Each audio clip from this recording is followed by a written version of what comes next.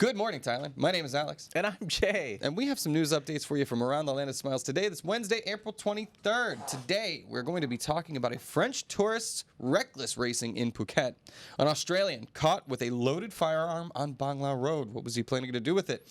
And a little later, the impact of Pope Francis's death felt in Southeast Asia. But before we begin, we'll hear a quick word from our sponsor. That's EC Markets, ladies and gentlemen. If you've ever thought about trading in anything really, indices, crypto, stocks, traditional, EC Markets is the place to go. They've been in the market for 10 years. Disclaimer, please do it at your own risk. We're not financial experts, but if you are looking to dabble, EC Markets is a place to be. They got the tools you need to get started.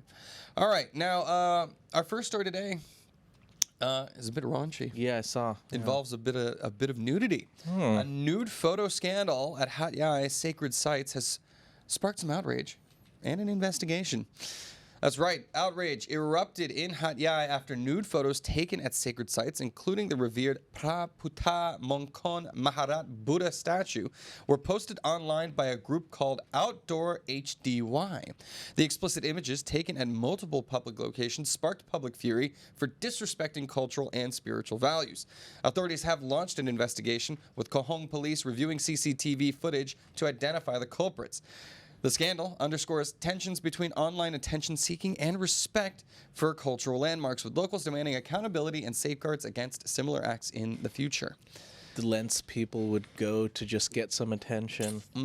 Yeah, I'm wondering how they're going to identify these people. Are we going to have naked lineups or something like that? I don't know. Do you recognize this genitalia? No. Jeez. Well, what's the point of that? I don't know. Obviously, it's very disrespectful. Yeah, beyond disrespectful. It's.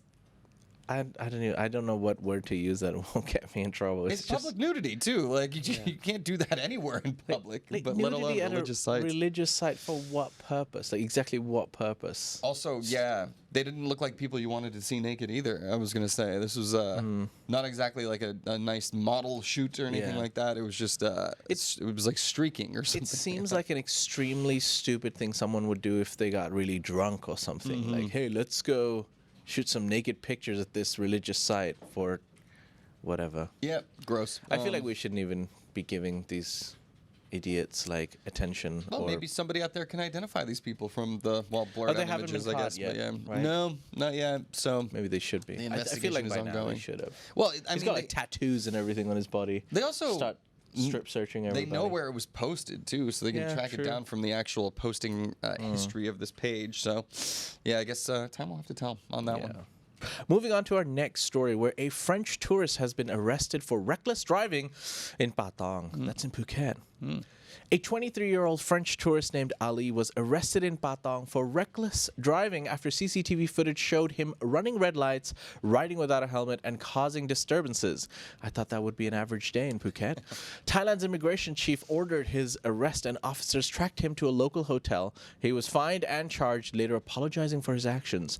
Authorities stressed that Phuket welcomes tourists but will enforce local laws strictly. The case highlights ongoing efforts by immigration officials to maintain safety and order in Thailand's popular tourist spots. Yeah, I was in Phuket over the weekend, and I saw so many accidents. Like I saw so many people like on the side of the road. They were causing big traffic jams too because the ambulance have to get through. 100% of them were Patong. Like every single one of them was a foreigner who just didn't know what they were doing. And 23 again, the mixture of youth, new environment, you're on holiday. Youths, I hate them. Like, but yeah, not wearing helmets, no regard for his own life, for the lives around him. Throw the book at him, make him feel the consequences of those actions, I say. Anyways, we got in the comments. Typically high quality tourists coming into Thailand. Indeed. Hey, look, we're not all bad. But yeah, it can and does happen. All right. On to our next story. Oh, yeah, I guess this isn't going to reinforce that very well, but an Australian was caught with a loaded firearm on Bang Lao Road. Also in Phuket, a 31-year-old Australian man was arrested on Bang Lao Road in Patong around 3:40 a.m. on April 21st after police found him carrying a loaded illegal .38 caliber handgun during a routine patrol. The firearm contained 8 PMC bullets, and officers also seized holsters. The man, identified as McGahey, now faces charges for possessing a firearm and ammunition without a permit, as well as carrying a loaded weapon in public without justification. The incident underscores ongoing efforts to maintain safety in one of Phuket's busiest nightlife areas. Yeah, I don't know how you get a gun. Like, so it was unlicensed, unregistered. Did he get it? I mean, obviously that means he did get it illegally. He was carrying it around Bangla Road, where there is a heavy police presence anyway. So this seems like just a dumb mistake on his part, but also you got to wonder why. Why does he need a gun? Well, I don't know. Some people, maybe if they're used to it, they might feel safe, but yeah, I'm just trying to make up random excuses. I don't understand. I personally don't understand. Growing up in Thailand, like firearms are not common here, extremely rare, especially maybe in more rural areas or like. But yeah, not even in rural areas. I don't know. I've never actually seen a gun in real life apart from a shooting range. Well, believe it or not, there are actually a lot of guns here in Thailand, and many of them are unregistered, as this man's was. So I think, yeah, we don't really see it in the cities. You don't really see it too. Like, gun violence isn't too big of a thing here. Except in the deep, deep south It of does Thailand, happen in the south. But yeah, he's Australian too. It's not exactly a big part of the culture there either. So gang He's just that affiliations, who guy. knows? Yeah, but definitely a little questionable to bring it to a big crowded place without any explanation. All right. Cool. King Cobra captured near school in Surat, Thani. A large king cobra caused a stir in Donsak, Surat, Thani after appearing near Ban Nang Kam Community School on April the 21st. The unexpected visitor drew a crowd and prompted a swift response from local rescue workers who successfully captured the snake without incident. The cobra was later safely released into a remote forest area, and the encounter shared online by a local resident highlighted both the bravery of the rescue team and the importance of persevering wildlife while ensuring public safety. And I'm surprised no lottery numbers are involved right now, but that is a giant cobra, man. That is huge, dude. Like, I cannot believe the size of that thing. Yeah. Now that's a snake. Seriously, Yeah. that was not messing around. I mean, it was in a school that could eat a child. No doubt, man. Like, that was like absolutely insane size for that cobra. So I think it's so funny that the cobras too, they just sort of like, they take them and re-release them into the wild like that. It could be back. I don't know. I don't know what you're supposed to do with them besides that, anyways. But Yeah. I'm not It'll a snake slither its way back in. Who knows? I am not a snake guy, man. Are you okay with snakes? You cool with snakes? I don't mess with snakes. I mean, like, I see snake, I run away, man. I ain't trying to be a hero. Right. Well, There's plenty of people out there who want to be heroes, and I let them go first. I read my Bible. Get away from that Yeah, snake. I'm cool. But yeah, our cameraman Jason. How many snakes do you have, Jason? One died, so I have two. Oh, two one snakes. died. So sad. One died. What did you do to it? No. The What? rat killed your snake? So the food, He got too big of a rat. Yeah. a rat killed it. Okay, Oh no. terrifying stuff. Oh, But yes. Anyways, yeah, keep them away from me. Thank you, Jason. he now has a rat instead. Yeah, snake soup for dinner. You ever eat snake? No. That's a question. Never. Why would I? I've eaten snake before. Yeah, I ate snake in China once. Again, why? It was good. Got to tell you, good meat. It's like a mix between chicken and lobster or something like that. Again, why? I don't know. I try adventurous things, dude. I'm like, That's the standard of adventure now. Oh, it's one just having random exotic animals. I've eaten many. Well, you calling know, PETA. it's not like it's endangered or anything like that. I've eaten zebra too. PETA. You ever eaten zebra? I've eaten zebra. What? Yes, you can eat zebra. It's I know okay. you can. Again, why? Why not? I don't know. You gotta have a little more adventure. Since in when your was life. chicken, beef, and pork not good enough? No, it is good enough. That's what I mostly eat. But yeah, How was zebra, is not great. Did you feel stripy afterwards? I don't know. It was shocking to me. I was like, it was just on the menus in South Africa when I went there. It was like, apparently, it's like when you eat kangaroo in Australia. Okay. Have you had kangaroo? No. Bro, You're missing I'm out a on basic life. bee, if that's what I am, I guess, compared to you. Well, our next story, guys, is about the tourism industry here in Thailand, where Thailand has now lowered its 2025 forecast amid global uncertainty. Wonder what could be causing that. Thailand has cut its 2025 tourism revenue forecast from 3.5 trillion to just 3 trillion baht, citing global concerns like travel safety, natural disasters, and international trade tensions. Of the new target, 2 trillion is expected from international tourists, with about 1 trillion from domestic travelers.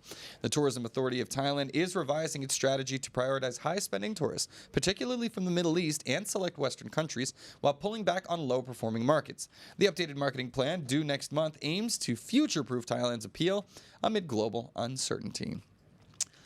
Wow. There we go. I get, acts of God. I think, so the earthquake had a big impact on Chinese tourists, feeling a little bit nervous to come here. Yeah, I don't know what, this kind of sucks, obviously, for a country that relies so heavily on tourism.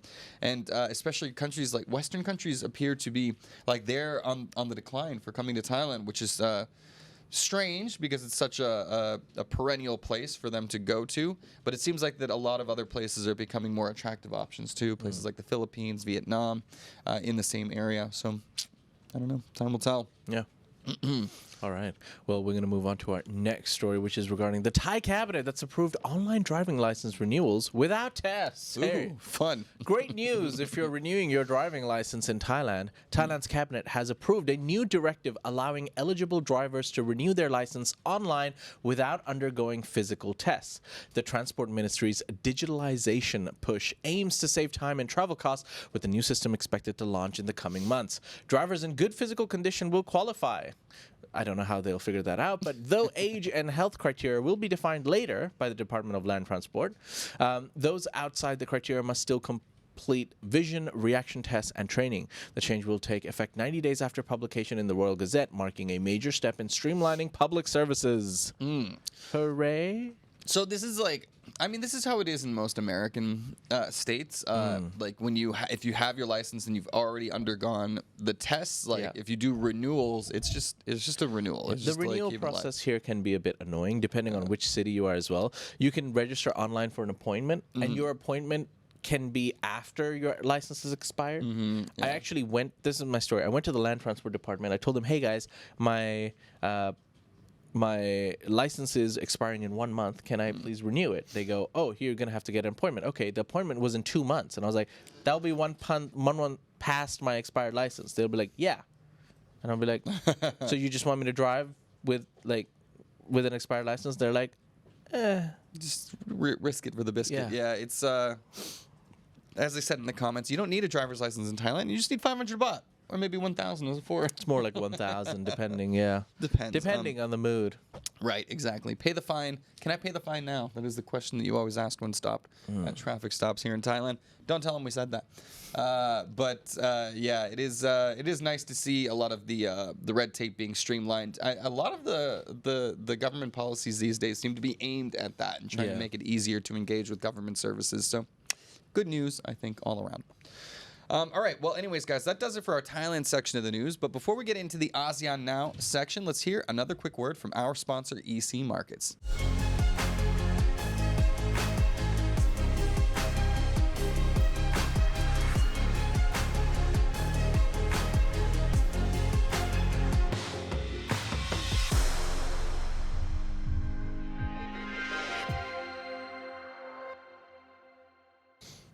And we're back.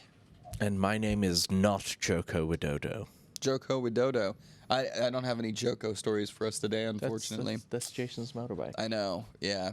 It's also is he the current prime minister? He's the former prime minister. He is the former prime minister of Indonesia, yes. Yeah, it's now Anwar Ibrahim. I always forget that. Fun names. Anwar Ibrahim is Malaysia, no? Malaysia. Is it? Yeah. Who's the current one? Who's the current? Damn. I should know this. I do. It's similar. His name is similar to Joko Widodo, but it's not. Indonesian prime president. Is it president or I think it's Prabowo Subianto. There we go. That's it. They got the best names over there, man. I gotta say, really, they roll off the tongue. All right.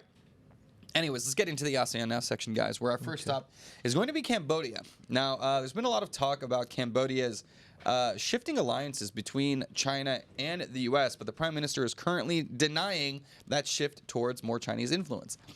Cambodian Prime Minister Hun Manet has rejected claims that the country is aligning too closely with China at the expense of ties with the United States. Speaking at a tourism port opening, he stressed Cambodia's neutral foreign policy, insisting the nation maintains good relations with all countries, trying to be a little bit of a Switzerland. He dismissed criticism of a recent Cambodia-China joint statement, calling allegations of Chinese control inaccurate. Using a metaphor comparing U.S. beef and Chinese mustard greens, Okay. that made me hungry.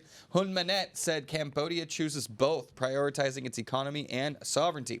He reaffirmed that Cambodia welcomes cooperation with all powers, including future naval visits from the U.S., Russia, and others. I play all sides so that I always come out on top. It seems like Makes sense. a country like Cambodia is still very much in its developing phase and needs all the help that it can get. So this delicate balancing act that it tries to put on, totally understandable.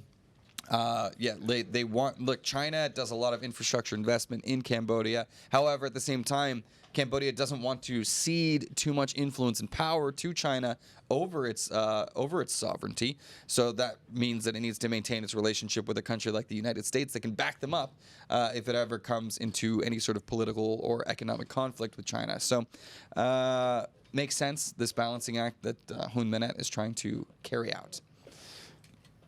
All right.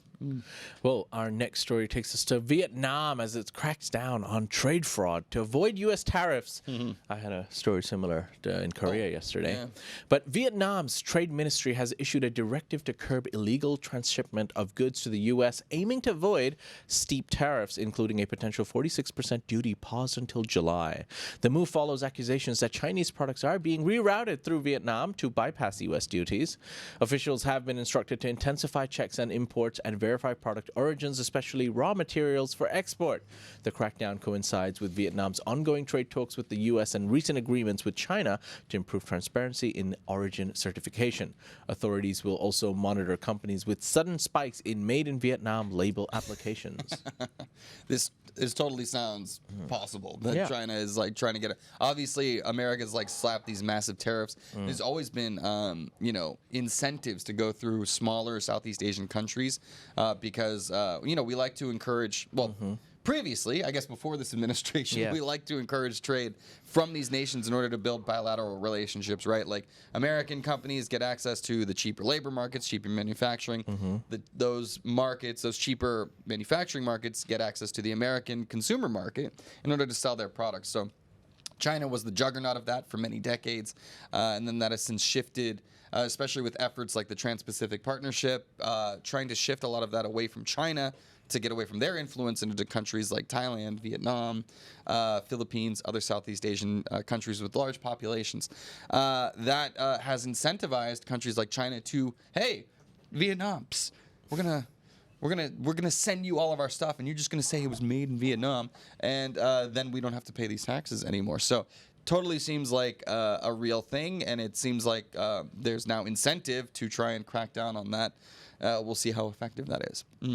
Anyways, fun economic news. All right. Our last two stories today, guys, have to do with the Pope. Obviously, this was a big shock just after Easter weekend, and Pope Francis's passing has caused a bit of a ripple here in Southeast Asia, with one of the first stories coming out of Malaysia. A Malaysian Cardinal is set to vote in the election of the new Pope. That's right. Following the death of Pope Francis, Malaysia's Cardinal Sebastian Francis, born in Johor and currently Bishop of Penang, will be one of 135 cardinals voting in the conclave to elect the next pope. Elevated to cardinal in 2023, he becomes the second Malaysian ever to join this elite group. The secretive voting process, held in the Sistine Chapel, requires a two-thirds majority to choose a new pontiff. With most electors appointed by Francis, this conclave is expected to reflect his inclusive vision for the Catholic Church, drawing global attention to the historic decision ahead. Yeah, I just Yeah, saw the there movie we go. Conclave. Did you see Conclave? No. Oh, super fun. Really interesting, intelligent political thriller, you can say. Where, yeah, it's pretty interesting that that movie came out, and then this exact year is when it's going to happen. Most of the candidates for... It's with Ralph Fiennes. Yeah, it does. Rafe Fiennes, amazing actor. Ray Fiennes. I thought it was Ralph. It's Rafe. But yeah, it's spelled weird. But yeah, the choices, a lot of old dudes. So you gotta wonder, like some of the leading candidates are as old as 79. So this Pope was 88 years old when he passed, and obviously at that age, can kind of happen at any time. So you gotta wonder if this is going to be a faster revolving door of papacy. But I guess we'll see. Yeah. Being in power when you're 80 must be tough on the body. Anyways, moving on. Our next story talks about Filipinos mourn Pope Francis, remember his compassionate visit. Filipinos are mourning the death of Pope Francis, remembered for his deep connection to the country during his 2015 visit, especially in typhoon-hit Leyte. Social media flooded with tributes recalling his humility, resilience in bad weather, and comforting presence. Locals, including leaders and survivors, hailed him as a guiding light, known affectionately as Lolo Kiko. He also left a mark through his progressive stance on social justice, LGBTQ issues, and church reform. Pope Francis died aged 88, just days after Easter, following health struggles. His legacy continues to resonate powerfully across the Philippines. And I got a question. Okay, there we actually have some Pope images. Yeah, I don't know who the other cardinals were there. Look, the Philippines actually has one of the leading candidates to be a replacement right now, who is actually one of the more conservative replacement figures. So a lot of people are questioning whether or not that is going to be respectful of Pope Francis's legacy as more of a progressive pope. But the Philippines, obviously one of the leading Catholic nations of the world. And a lot of questions, Pope Francis was the first non-European pope ever, right? Like he was from Argentina, and that was a big deal because obviously South America is still very heavily Catholic. You still have countries in Africa, Philippines, and Southeast Asia. So I'm curious to see if they're actually going to pull the trigger and we might have, a different ethnicity kind of pope than we've seen, which have just basically all been old white men since the entire history of the Catholic Church. Curious to find out how it goes. But obviously in the Philippines, a very beloved figure and show a lot of compassion over there. Obviously that country is still in deep mourning over his passing. All right. Well, ladies and gentlemen, those are some of the stories from across Thailand and around ASEAN now. You can find more stories from across Thailand and everywhere around thetiger.com and joining the conversation at ASEANnow.com. Don't forget to subscribe to the channel, guys. It helps us out a lot here. Like the stream if you haven't done it already. And follow us on Instagram, TikTok, Facebook, Twitter. You'll see a lot of content that you don't see here on the main channel. And now, let's get into the comments. Yeah. See what everybody has to say about all of that.